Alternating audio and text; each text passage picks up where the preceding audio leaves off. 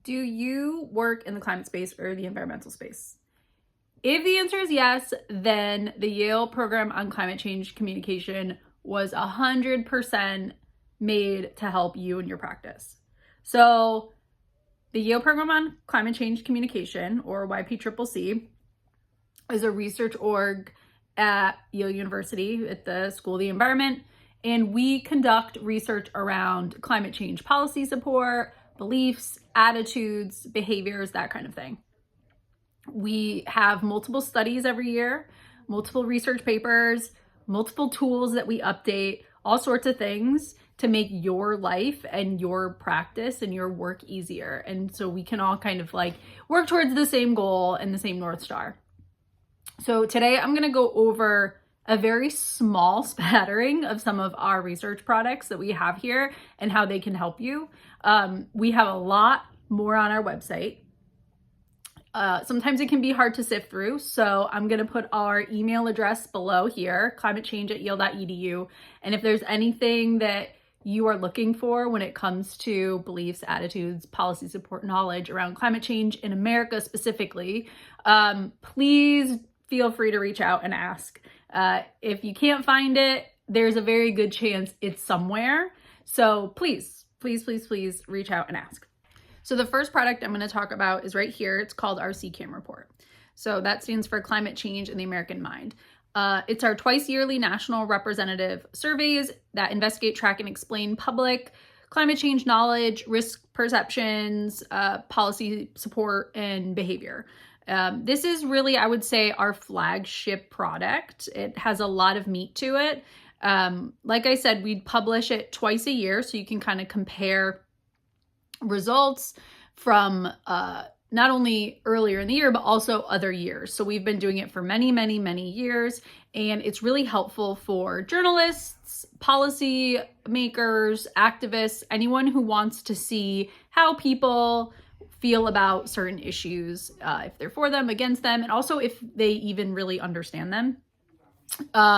There's a lot of questions in there. If there's ever anything that you're wondering about, like I said earlier, that you don't see in the CCAM report, there's a good chance we asked it at some point, because the questions change slightly from year to year depending on what's going on in the world, but typically we try to answer the same big questions every year so you can compare and contrast throughout the years. There's some really cool datas in here. Here's some. Here's another one. There's some really great charts and graphs in here that you can pull. And there's a lot in there. So I highly recommend it. It's on our website, free. You can go back to any year you want. Again, if there's a year that you're looking for specifically that you can't find, please let me know with that email below. But yeah, it's really, really meaty, and there's a lot of stuff in there. If there's anything about beliefs, attitudes, policy support, any of that you're wondering about, it's probably in there.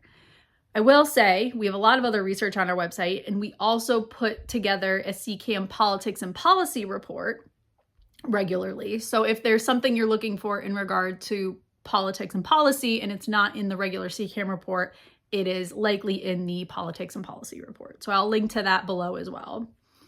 Now, if you're like me and you're not amazing at reading a lot of text or familiar with reading papers front to back, we have a tool for that. So we have this tool called the CCAM Explorer. I will also link to that below. And basically it's an interactive tool that lets you quite literally explore the CCAM reports.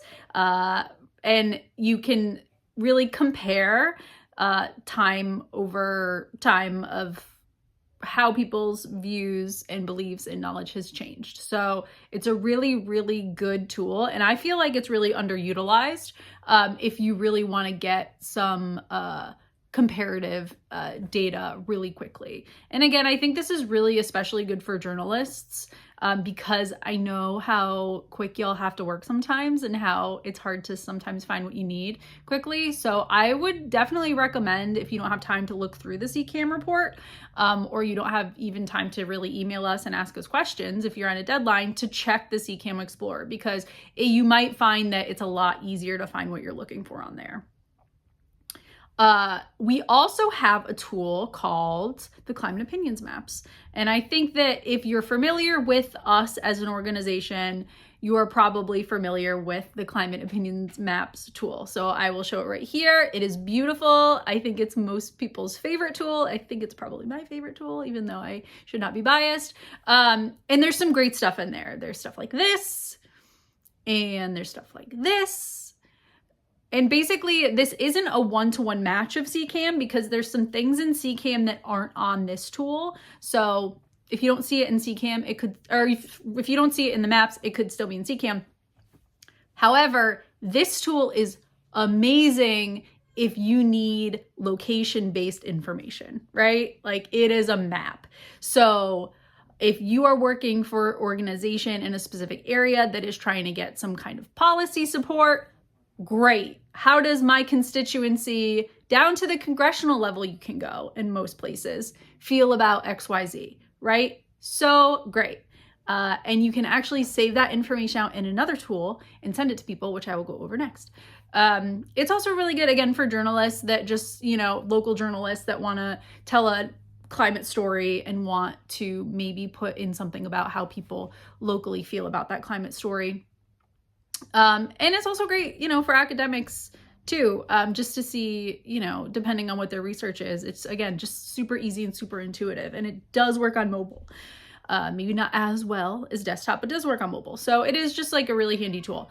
The tool that I just referenced about saving out information is the fact sheets tool. So we have another tool called the US Climate Opinions Fact Sheets tool.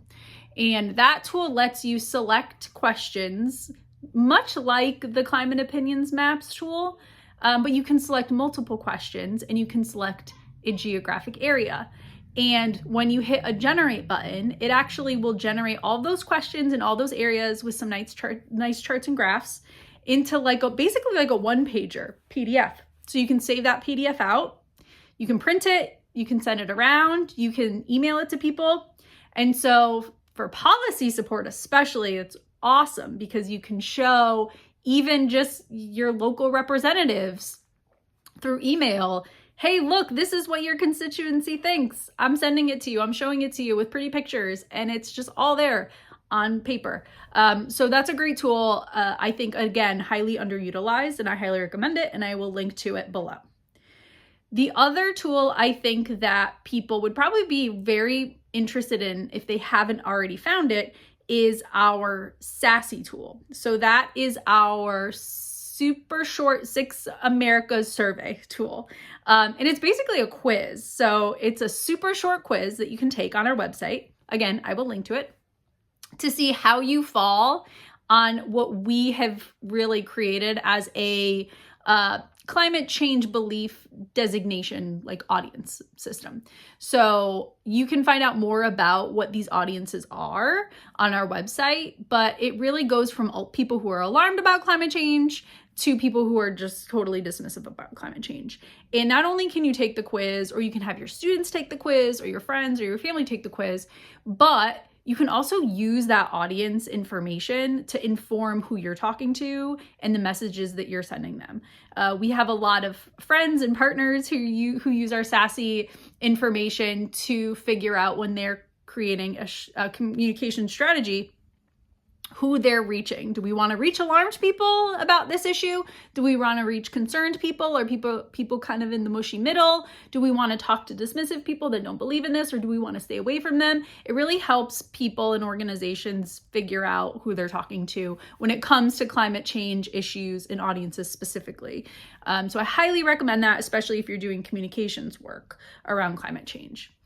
So these are just, I would say, our most popular and most used products on our website. That being said, we have so much more for you to use. So if you are involved in the environmental space in any way, and you need information about how anyone feels about beliefs, attitudes, knowledge, etc., about environmental issues and climate change, there's a very, very good chance that we have an answer to your question. So if you've used these tools, if you're familiar with them, if you've tried them out and there's still some questions you have or still some information that you're looking for, like I said, email us and we will help you find it. But I highly recommend these tools because if you're working in the climate space, you will for sure be able to utilize them in a way that elevates your work. And that's it. So let us know if you have any questions or if you have any recommendations for future videos about tools or research that you'd like to know more about. Thank you.